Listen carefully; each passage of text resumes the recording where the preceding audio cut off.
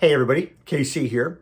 So I was reading an interesting story in Axios, and basically what they did at Axios was they teamed up with Google to do a search to figure out what were the products that Americans are Googling, and how have Americans' Googling habits for products changed in the last couple of years because of the pandemic.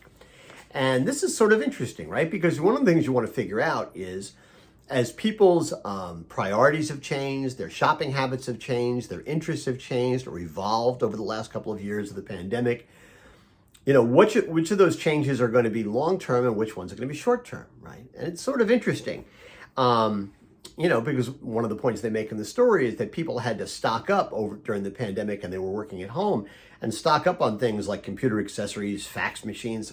Does anybody really own a fax machine anymore? That's the one that surprises me, actually. Computer monitors, printers, ring lights, right? Webcams, stuff like that. One of the things that they found out is that beauty and self-care products, that seems to be sustainable. People got used to the idea they were going to take better care of themselves, treat themselves to certain things while they were at home, and that seems to be sustainable. They've also continued to Google home improvement products and car upkeep, power tools, decor, things like that.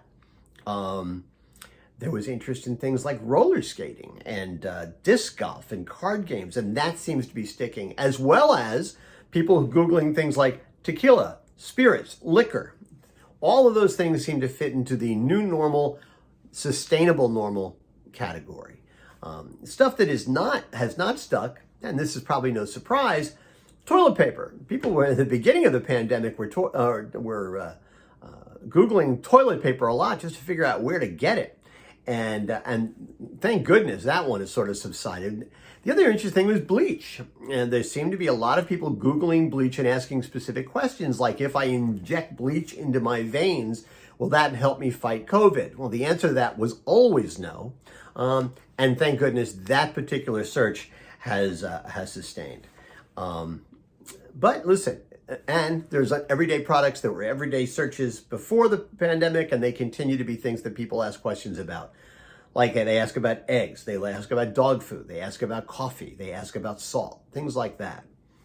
So in some ways, things have changed a lot. Some ways things haven't changed at all, and some things have changed, and thank goodness for it.